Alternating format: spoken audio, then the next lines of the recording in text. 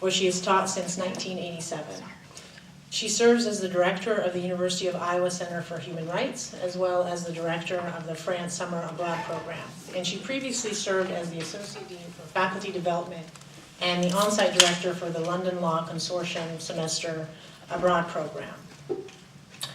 Prior to joining the College of Law faculty, Professor Wing spent 5 years in practice in New York City, nearby, with Curtis, Mallet, Prevost, Colt, and Mosley, and with Rabinowitz, Budin, Standard, Krinsky, and Lieberman, specializing in international law issues regarding Africa, the Middle East, and Latin America. And she also served as representative to the United Nations for the National Conference of Black Lawyers. And as a result, she was asked to advise the founding fathers and mothers of 3 constitutions abroad: South Africa, Palestine, and Rwanda.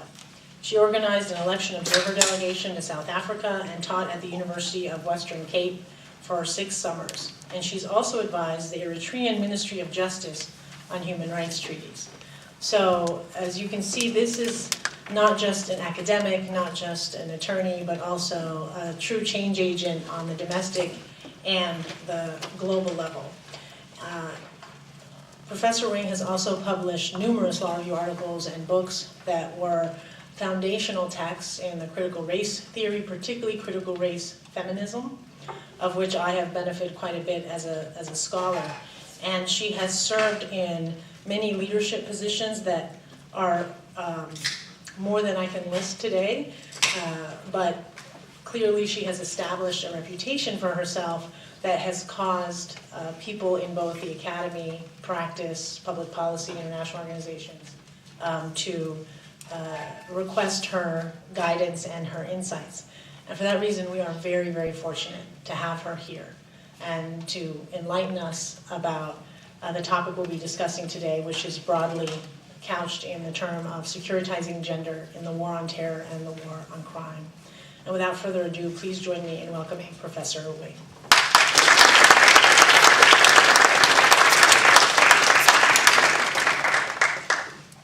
Thank you so much, Professor Aziz. When Professor Aziz told me that she was going to be leaving Texas and coming up to Rutgers, I thought, that is so fabulous. These students are so lucky to have someone like Professor Aziz. I could be here introducing her and all the great things she's done at a relatively early part of her career. So I know she's new here, and very few of you would have had the chance to take a class with her or interact with her, but I hope you will get to know her. There are not very many Arab professors, law professors in the United States, in the whole United States, and to have Professor Aziz, who also writes involving all of these issues, is unique.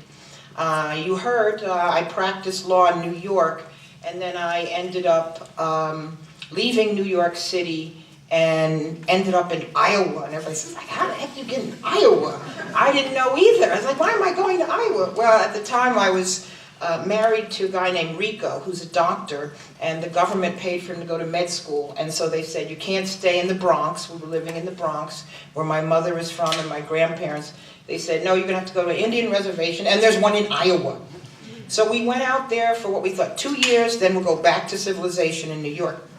So here I am at year 31, and I'm still there, and it's been a wonderful experience, and I travel a lot, and so it's been great in this time that I've been out there. I've spoken here at Rutgers, or been at Rutgers a number of times in this building, and then before this building, I also was able to be in the prior building. So I'm really glad about that. I grew up down the road here in Orange, New Jersey. My sister still lives in our family home. My mom's passed away. So it's always wonderful to come home. I will see family members this weekend. So that is wonderful as well. I'm really, really glad that I could talk a little bit in these perilous times that we're in about a topic that is so critically important to all of us who care about human rights in the United States. So securitizing gender in the war on terror and crime We could talk about a lot of things. We could have a whole nice conference. Professor Aziz came to Iowa. We had a conference, our transnational journal had a whole conference on Arab women. And so she came out to Iowa, and you guys here in your law review could certainly have a whole conference on this timely topic.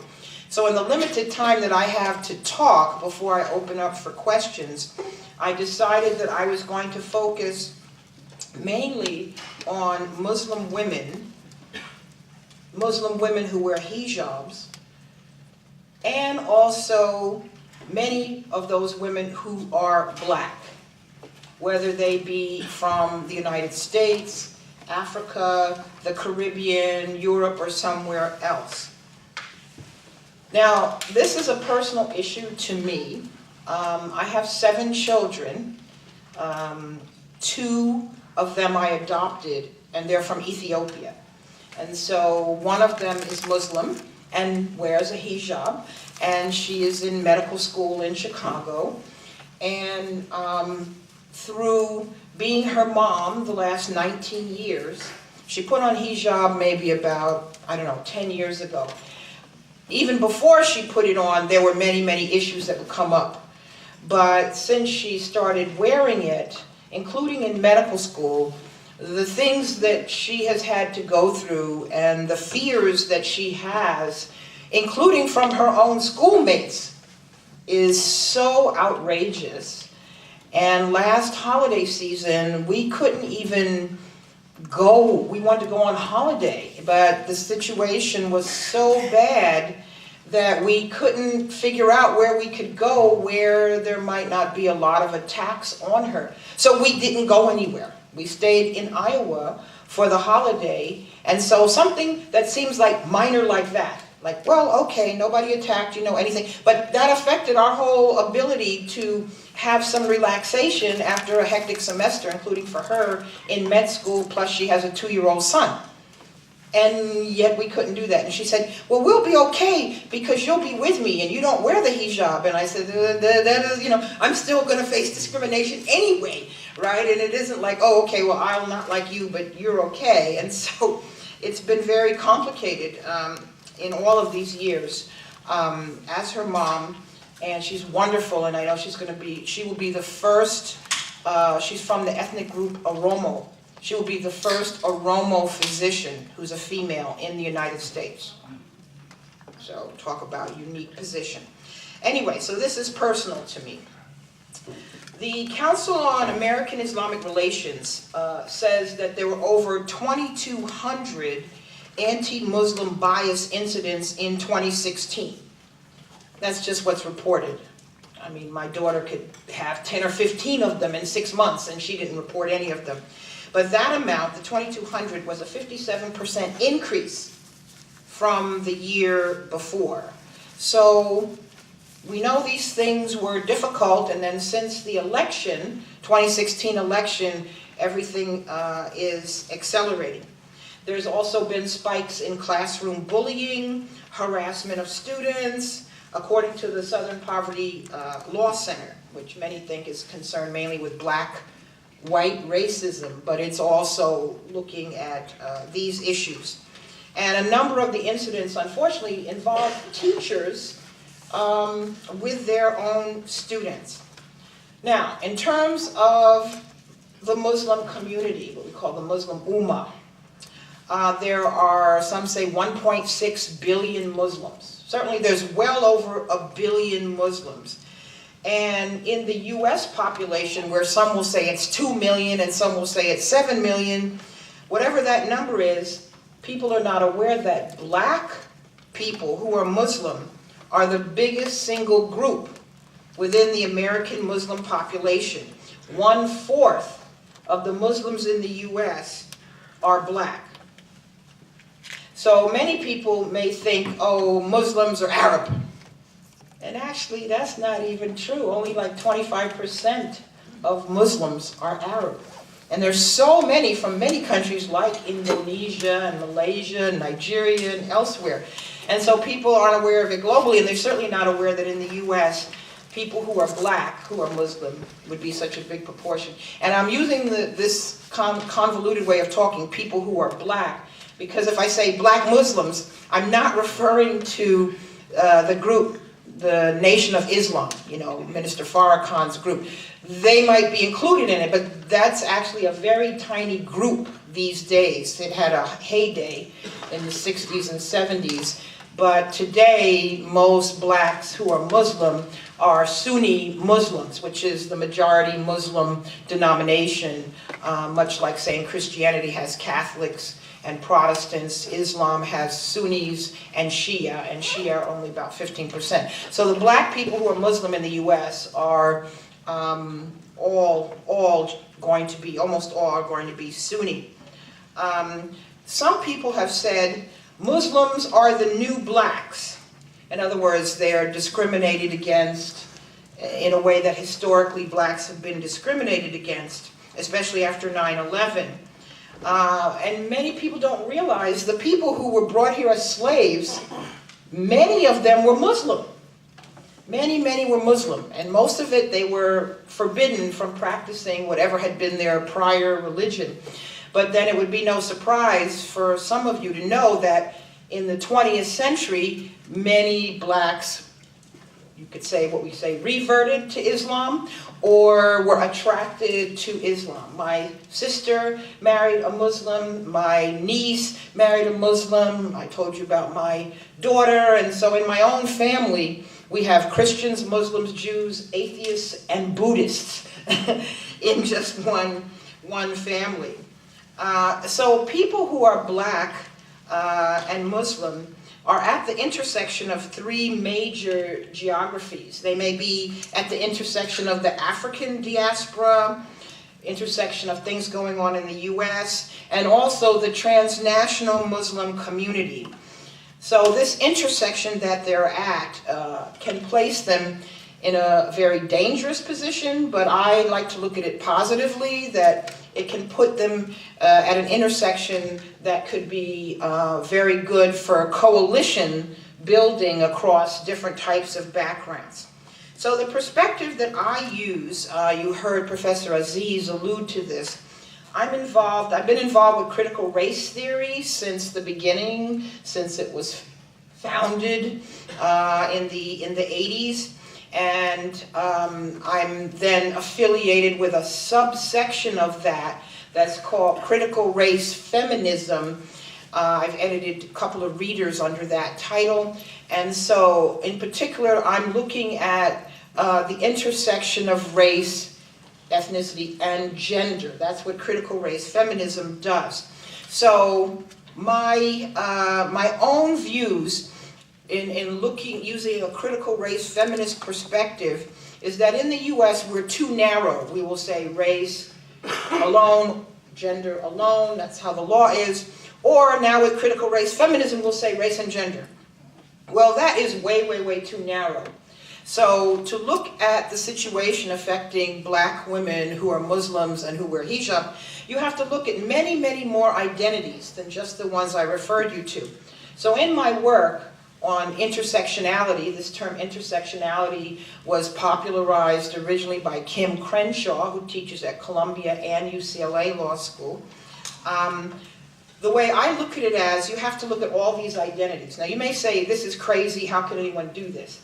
Well, the South African Constitution, which as you heard I contributed to, helped on it for 4 years, has all of the identities I'm about to tell you, okay? Whereas in the US, we're, have this old constitution that does race, and we don't even have gender in the Constitution.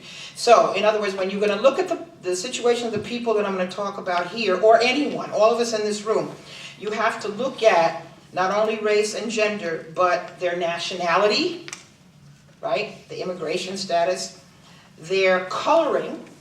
Lighter people in every culture get treated better than darker people.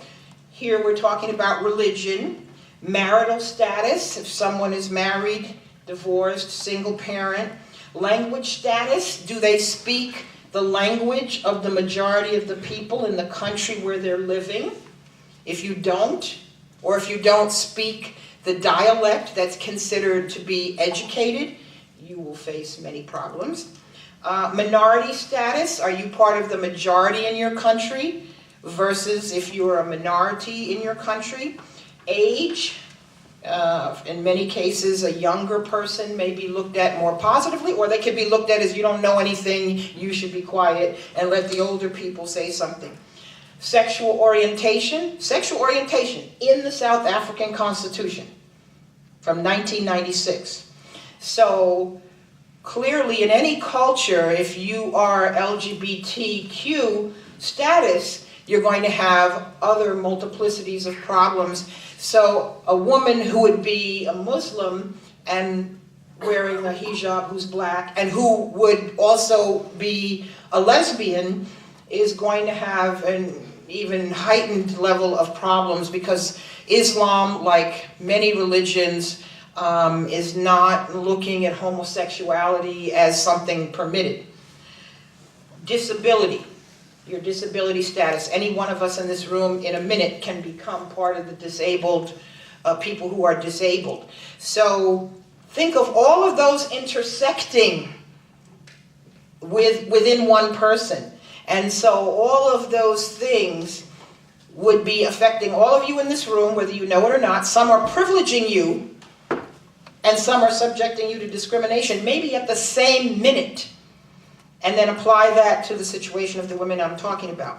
Now, one more status I want to give you, which is not in the Constitution of South Africa, is what I call stature identity. That is how you look. If you are considered beautiful or handsome within the cultural context of your society, you will do better. Every study shows this. A cute kid is patted on the head from when they're little all the way up to when they go to law school and run for political offices or become in the fashion or movie industry. All of these people are privileged because of how they look. But if you don't meet that norm, and by definition, the people I'm talking about don't, then you will face discrimination because you're not fitting in. You can't fit in. No matter what you do, you're not going to be able to fit in. So stature identity, which in the case of these women includes the fact that how they dress. They are choosing to wear a form of dress that makes them stand out from other people, including other Muslims. If you don't wear a traditional dress, then maybe people aren't going to know you are a Muslim. But if you have that dress on as a woman, you are clearly then going to be one of those people. You must be one of those people. So in everything that I'm going to say today, I want you to keep thinking about all of the identities that could be involved. I can only talk about a few of them at once, but all of them would be implicated in the status of these women. Professor Aziz, in her own work, has come up with a concept called coercive assimilation. And so women in this status are often being coerced to fit in under one of these privileged categories and to be quiet or underplay some of their statuses that are considered not, not acceptable. So I commend to you in your spare time, I know you all have spare time, to read an article she wrote about Muslim women of color that came out of the symposium we had at Iowa from our Transnational Law Journal article. Now, also, if you are a woman who is going to be dark as well in your skin tone, anything not white, so you're going to also be facing then the discrimination that could come to anyone who is darker and who is female. And my own daughter, in her case, people don't even think they're like, why are you wearing that headscarf? You're not a Muslim, because they're thinking Muslims have to be Arab and you're too dark to be Arab, not even understanding that there are many black people who are Arab as well. And so now I'm going to talk about several different areas that have been problematic in recent times. And so in terms of employment, there's a woman, Laricea Elaine Hawkins. Anybody know who that name is? Okay, here's the incident. She was a tenured professor at Wheaton College. a Christian religious college, and she said, I'm going to wear a hijab in solidarity with Muslim women, and because both Islam and Christianity, believe in the same God, etc. So this put her in the center of a giant controversy, which ended with her being either being fired from one side or her resigning. And just think, she wasn't even a Muslim. She was just saying, I'm going to do this in solidarity with them. And so she literally had to leave Wheaton College. And so she's currently at the Institute for Advanced Studies in Culture at UVA. And she's in the school's Abdul Qadir Visiting Faculty Fellow. That's not the same thing. A visiting faculty fellow is not the same thing as a tenured professor. So even though UVA is an incredibly elite, prestigious school, the fact that she's in this kind of very tenuous position, and I was Googling her just now to see what's happening with her. What is she just going to be in this nebulous position, or is she just going to be unemployed? So I bring that up to show you that you cannot even be a Muslim. You could be sympathetic with Muslims, acting as if you were a hijabi, and have, the most incredible thing that can happen to people, or one of the incredible things, losing your job as a result of it. Okay, so that's one issue there. Then there's a recent Supreme Court decision. You all know about Abercrombie, the EEOC versus Abercrombie. This is actually a positive case. Abercrombie interviewed a woman who had on the hijab to be one of their workers, and then they said, okay, we're not going to hire you because you don't have the American look that we want to sell these clothes. So anyway, it gets up to the Supreme Court, and the Supreme Court ruled against Abercrombie. And usually the courts are like, they'll side with the employer. That's a private business. If they want you to look a certain way or not look a certain way or have your hair a certain way, well then normally the court would just uphold that. But here, the opinion was delivered by Scalia in her favor, and said, they had no justification. They could have easily had a religious accommodation for her.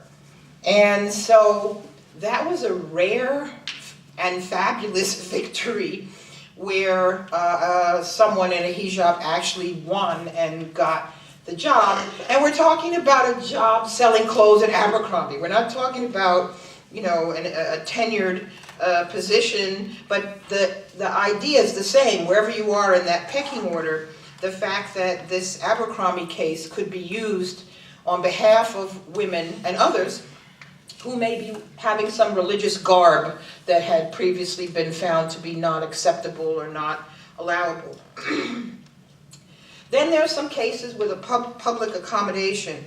A woman who was black, who's a Muslim, was kicked out of a branch bank for wearing a hijab. The staffers said, you have to remove your hood. You have to remove your hood. And Jamila Mohammed recorded her experiences, and they said, if you don't take off your hood, I'm calling 911, etc., etc. Meanwhile, there were other people, men, who were wearing every kind of baseball cap and were allowed to come into the bank. And yet her hood was found to be non-acceptable.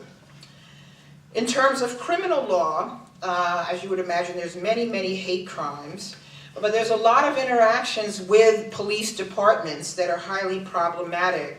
So Kirsty Powell, who's an African-American Muslim, ended up getting an $85,000 verdict from Long Beach, California, because the police, the Long Beach police, removed her hijab. And they had stopped her car that she and her husband were in, and they ran a check on her and discovered some petty offenses, two of which happened to be her sister using her name, and one was something from 2002. So anyway, they yanked her out and they made her remove her headscarf, and they imprisoned her in a local jail. and let people, people were just walking around, and she was just devastated that she was in this position. And so for 24 hours, she was not allowed to put back on her headscarf. And so the Council on African American or African Islamic Relations filed a lawsuit and said there's no reason for them to do that. They didn't even use a female to remove it. And so now what will happen is, if there is some security reason why this person's headscarf must be removed, it would have to be removed by a female officer, and it would have to be given back as soon as you determined that it was not necessary for her to keep the headscarf off.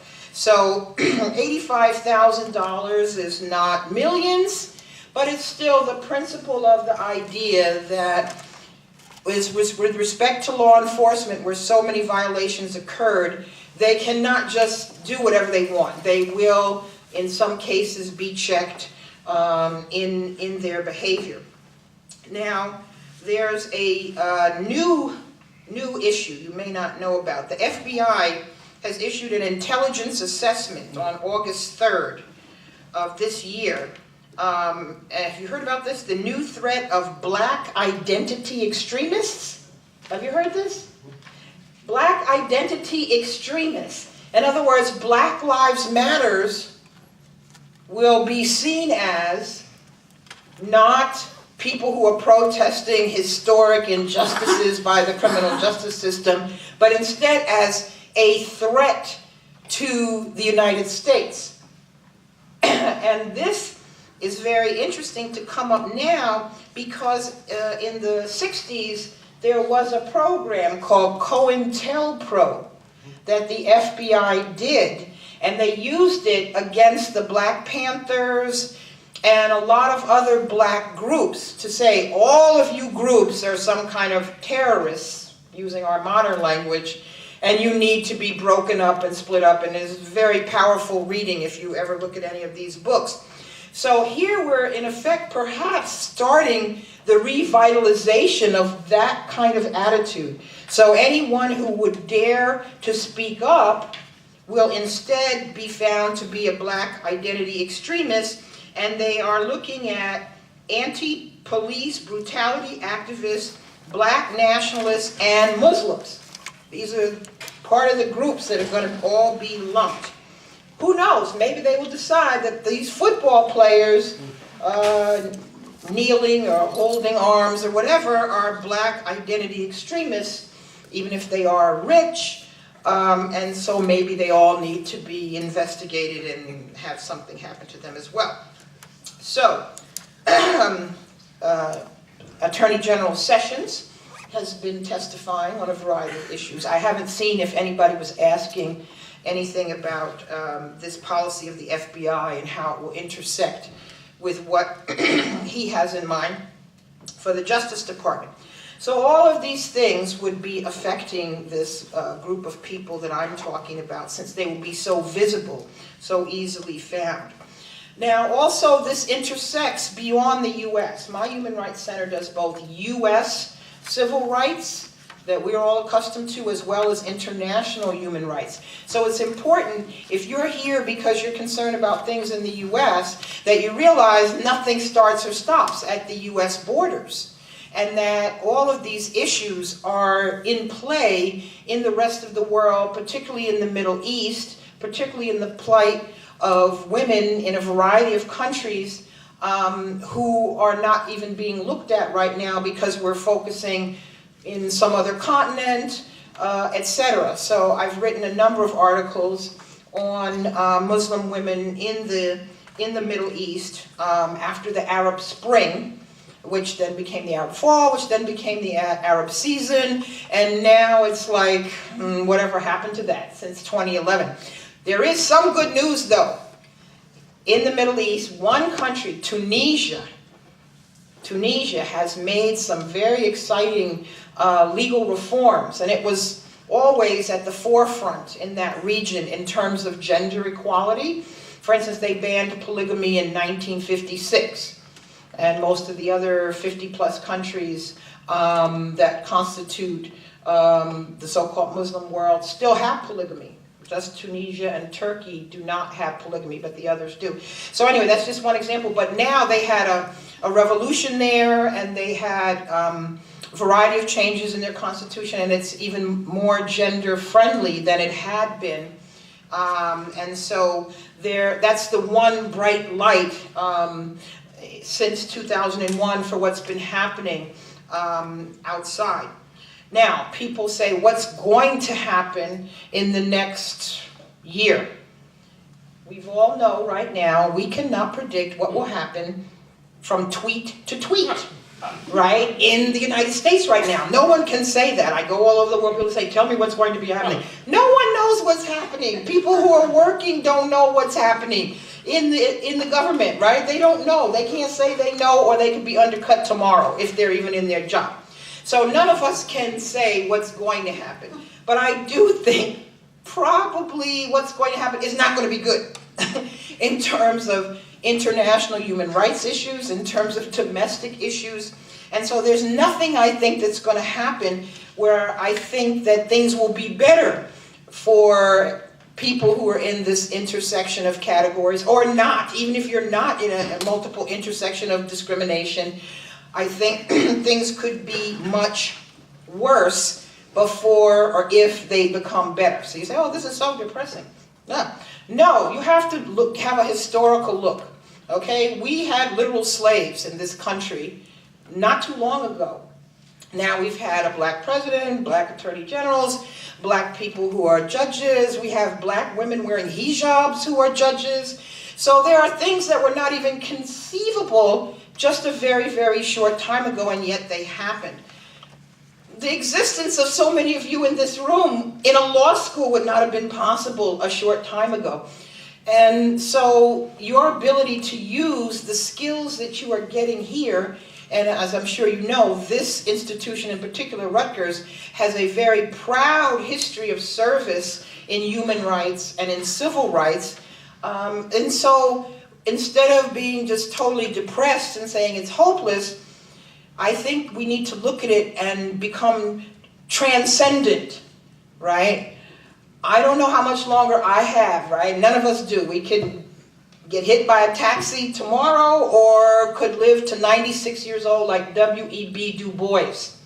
We don't know. But however long we have, we could say, I'm going to take a positive look at what's going on and use my skill set that I'm privileged to have living in the United States and attending law school and using those skills, and use it for the betterment of all the different groups of people that you may be concerned about. And you can do that whether you're in any area of law. You don't have to be a full-time public interest lawyer to do that.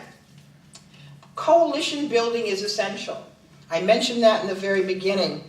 So if we have groups of people, there are some groups that are interested in immigration, and there's some that are interested in gender, and there's some that are interested in LGBTQ, there's some that are interested in, criminal justice system affecting blacks. If you have these different groups of people join together and work on a variety of issues, some of which they wouldn't have thought about before, we can go very, very far. And we need to go further than just having a women's march or women's marches. Those are good. That's like a first kind of step. We're here, we're awake. But in harnessing that power and use it for the betterment of society and the betterment of people who are not as privileged as we are to have the education that we have.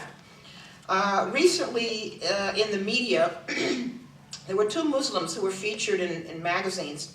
Mashallah Ali, who won an Academy Award, first Muslim male, and Halima Aden, who was gracing the cover of Allure magazine. And you do have a few places inching where you can see black people who are Muslims who are being put out as something that could be positive. And so there are those things on the national level. But there are many, many things going on all around us, whether in Newark or Orange, New Jersey, or Iowa City, or Puerto Rico, or other places. And so I know I stand before you today committed to working together with all of you and others to say, let's really use all of our energy to move our country forward so it truly does become what it should be and what it has never been up to now. So all of the wonderful words from the founding fathers of our country, words that have been copied in other countries by their founding mothers and founding fathers, getting those words to penetrate into your society takes many, many centuries. It's not, okay, we pass a law involving DACA this year, and so, okay, we've solved that problem. So if we look at it as, the struggle is my life, which was Nelson Mandela's saying when he was in prison, he thought for his whole life. If we say the struggle is my life, we're not going to solve all these issues in our lifetime, but at least the quality of the struggle we engage in is how we should be measured. And I hope that all of you all, in your careers, no matter what area of law you practice, or if you don't practice law, will decide that the struggle is your life. And that struggle can be the personal, like me, having adopted in many kids and helping them on a personal level, or it can be legal, or it can be political, or it can be artistic. But however you choose it, I hope you will dedicate yourself so that the struggle for justice and human dignity and human rights is all of our struggle. Thank you very much.